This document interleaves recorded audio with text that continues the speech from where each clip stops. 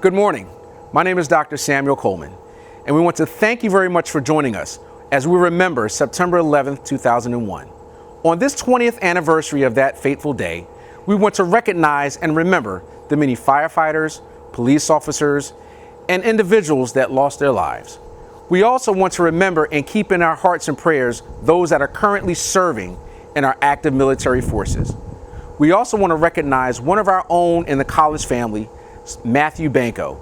He is our manager of Veterans Resources, and he is currently serving in the United States Air Force in Afghanistan.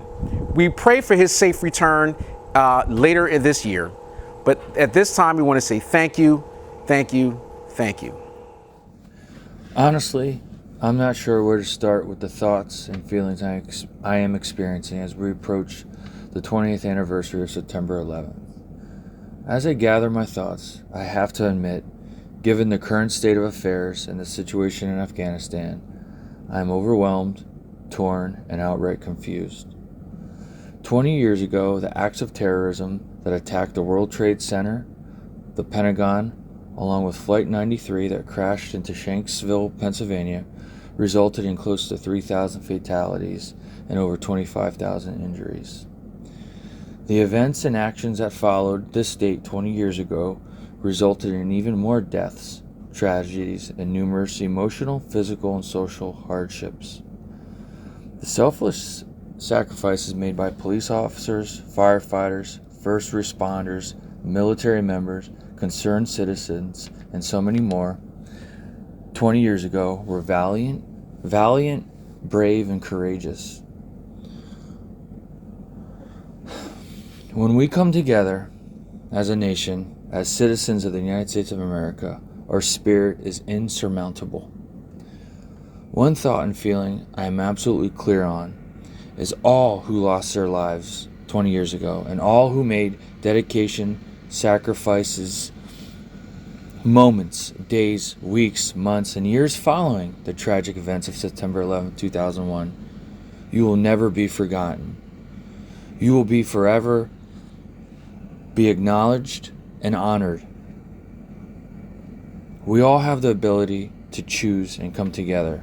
Now more than ever, we need to come together and renew our insurmountable United States of America spirit.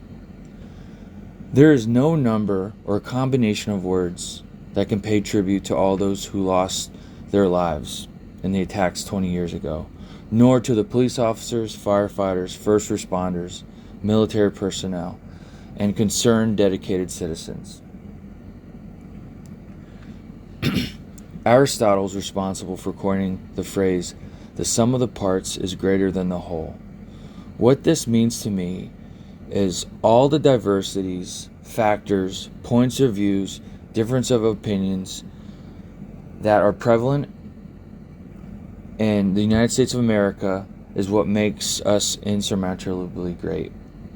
When we come together, we can achieve and accomplish so much. We owe that to ourselves and to all those who lost their lives 20 years ago, and to all the police officers, firefighters, first responders, military personnel, and all citizens who came together that day 20 years ago and beyond. Hi, I'm Sheriff Sean Kilkenny and a trustee of Montgomery County Community College. Thank you very much for inviting me to this virtual 9/11 ceremony at the Community College's Veterans Center.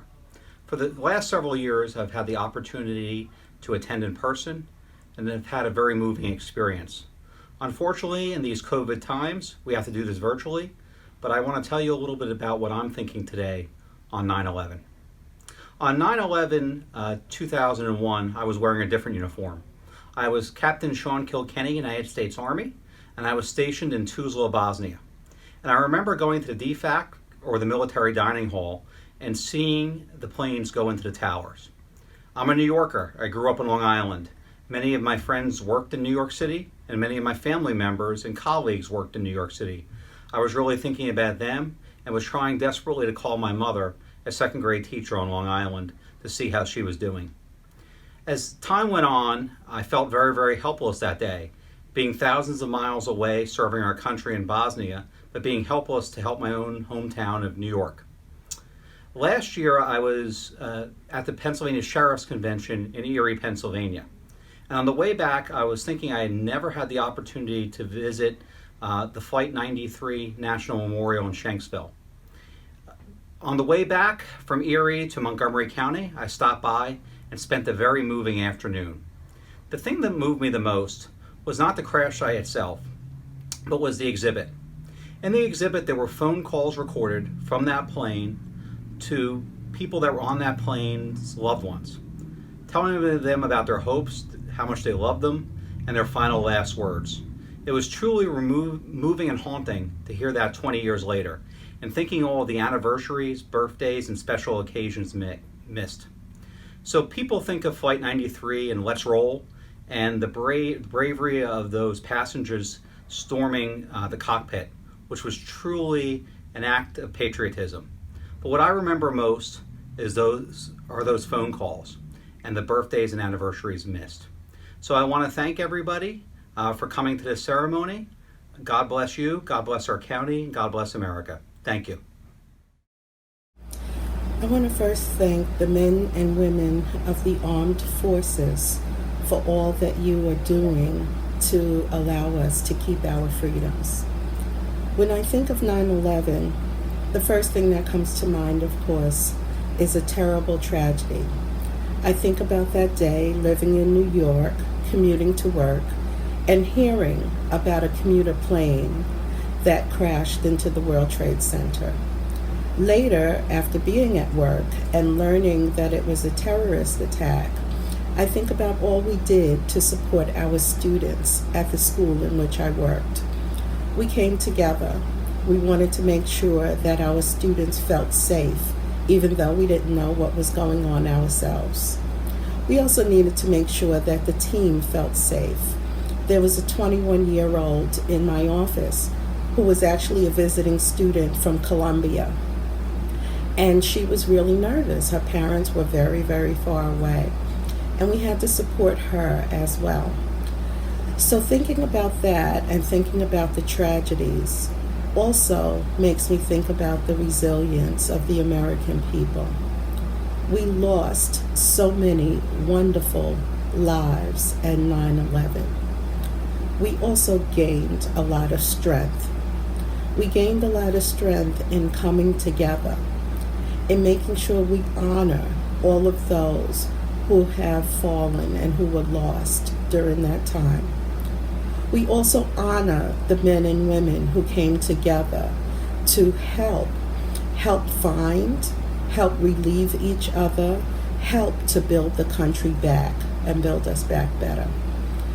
We also honor the people who have actually survived during that time, the people who came through all of the dust and rubble and had to walk home, whether it was over a bridge or down a block or through a tunnel. I think about 9/11 and think about my own personal strength as well. During that time, it was very difficult. It also creates a lot of anxiety, but it also created a lot of strength. And that strength is to be able to help, to continue, to thrive, to make sure that the world knows that we will continue to persevere. Again, 9/11 is a horrible tragedy and one that I hope this country never sees again. But it was a time for all of us to come together.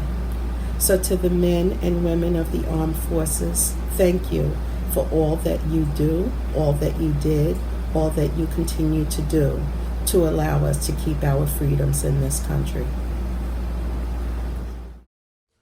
To the Montgomery County Community College faculty, students, veterans, and guests, my name is Brad Herron. I was a student at Monco from 2008 to 2010, and I worked under George Panabaker in the Veterans Affairs office from about 2009 to 2010. September 11th is something that has been seared into our conscious and marked, for a large group of us, the end of childhood and the beginning of adulthood. As a very immature 20-year-old at that time, I consider myself to be a part of that population. It is also my first known realization that people could simply hate someone for the sole reason that they disliked a certain way of life. It also marked the beginning of my journey into the U.S. Army as an infantryman with the 82nd Airborne Division and later as a recruiter. Fast forward from that day, a year and 3 months, and I find myself in Afghanistan in a place called Asadabad, deep within the valley of the Hindu Kush Mountains in the Kunar province, being bombarded by RPGs and mortar fire, with the full weight of the families, lost souls, and first responders on my back, while engaging people that thought us to be evil incarnate. Now, as a man pushing 40 with significantly less hair, considerably more weight, and 2 young boys, what I take from September 11th now is honestly just how precious life really is. We are in the midst of a pandemic, and we feel incredibly isolated while simultaneously being made to feel that we should dislike someone because of political affiliations and overall differences between one another. Instead of seeing these differences, we should celebrate what we have in common. The last thing anyone has in their head when met with dire circumstances isn't what our differences are. It's camaraderie, friendships, love. Let us today celebrate the memories of those we lost on September 11th, the families they left behind, the military personnel that have deployed as a result of that day, and for the first responders that are currently battling disease from their time in the World Trade Center and Pentagon rubble. Finally, let's not waste our time tearing down what we dislike about each other. Let's celebrate our common goals and what makes us similar. It's the only way we got through it then, and it's the only way we can get through these times now. Thank you. September 11th, 2001. During the early morning of September 11th, 2001, I had done what I always did. Poured a hot cup of coffee and went into my morning briefing at 7:30 a.m. I was on active duty for the U.S. Marine Corps, and at the time I was serving with 2nd Counterintelligence Company, located at Camp Lejeune, North Carolina. Our meeting was abruptly interrupted, and there it was. The first plane struck one of the Twin Towers in New York. As we watched in awe, never did we believe a second plane would hit the second tower. Then the third plane crashed into the Pentagon, and then there was Flight 93, the fourth plane, downed in Pennsylvania. This set the course for many emotions, reactions, and assumptions about the situation that was unfolding before our eyes. This, of course, also set the tone for what would lead to the Afghanistan and Iraq wars. Some Americans didn't understand the need to be in a foreign country with the potential to lose American troops. However, when Osama bin Laden assumed responsibility, it was a natural course of action to attack Afghanistan, where he was hiding. The war in Iraq was at times receiving more criticism due to the questionable connection to 9/11. However, there were many connections. The first we as Americans forget is that February 26, 1993, the Twin Towers were attacked by a bombing, which of course failed to bring the towers down. The bomber's passport was issued by Iraq and Saddam Hussein. The bomber, he was from Saudi Arabia, which was also bin Laden's home country. After these events, Iraq continued the relationship with Osama bin Laden and Al-Qaeda. 9/11 isn't just the loss of Americans on our own soil, but for me it's also the friends and Marines I lost in the Iraq War. We believe in what we fought for. We believe in defending what we earned. I will quote you this: "We few, we happy few, we band of brothers. For he today that sheds his blood with me shall be my brother." That is quoted from the St. Crispin's Day speech. We will never forget. We will never let September 11th, 2001 be just another day. Thank you. Eric Bullen, Gunnery Sergeant, USMC, retired. Good morning, everyone. Russell Del Rosario, Director of Campus Safety for our West Campus in Pottstown. I'd like to share some of my thoughts and memories from 9/11. I lived in New York City in 2001, and I was a New York City police officer. On that day, it was a Tuesday morning. It was bright and sunny. I remember being home at that time with my young son. My wife was at work during the day, and I worked the evening shifts. Around 9 a.m., my wife called me and said, "Turn on the news. You're not going to believe what's going on in Manhattan." Don't forget, this is 2001. This is before social media, Twitter, 24/7 news coverage. So I turned on the news and I couldn't believe what I was seeing. Several things came to mind. One, this was not an accident. Two, this was going to end badly. And three, I needed to get in as soon as I could. I asked my wife to come home so I can go into work. I remember getting onto the highway late that morning. The highways have been closed, except for first responders heading in to Manhattan.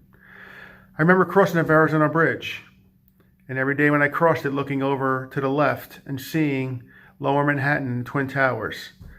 Today, it was just a cloud of smoke. When I did get down to Ground Zero, I remember just crushed trucks, fire trucks, cars, buildings almost destroyed, and piles of rubble. I remember it looking like a disaster movie set. I'm sharing some photos that were taken 7 to 10 days later, after Ground Zero was no longer a rescue mission, but a recovery mission. I remember the smoke and the smell of that time. If you've ever put out a campfire with water, it was similar to that, except this was a heavier type of smoke. This type of smoke contained concrete, cement, and destruction. It's a smell that I'll never forget. I lost a lot of friends that day, a lot of coworkers, a lot of people I knew, and a teammate. I'd like to share a quick story about that teammate I've never told before. In 2001, I still played football, and the center on our team was named Jason DeFazio. Jason was killed on 9/11. He worked in the Twin Towers in an office building. He was waiting for the call to become a firefighter. He had passed all the tests and was waiting to go into the fire academy. I'm sure if he was a firefighter that day, he would have been one of the first ones to run into those buildings. But I'm sure he was also one of the few that helped his fellow coworkers before those buildings came down that day. When we resumed playing football, I was asked to take his position at center. We won the game in his honor. I remember shaking hands and high-fiving and cheering with my teammates on the sidelines after the game. And then I fell to a knee, overcome with emotion. I guess all the days of sadness and grief that I had seen and felt just came to the surface. My wife and children were there with me, and I held them tight. And it was at that moment that I realized that if I had been there that morning in Lower Manhattan, like I had been many times before and many times after, that I may not have been there to hug them or be here today to speak to you. So I honor those first responders that lost their lives that day. I honor the law enforcement and military that continue to keep us safe and free. I honor them by living life to the fullest, by giving back to my community, and to never take what I have for granted. And I challenge all of you watching today, especially our Monco students, to do the same, to always reach for your goals and dreams, to give back to your community, and to never forget.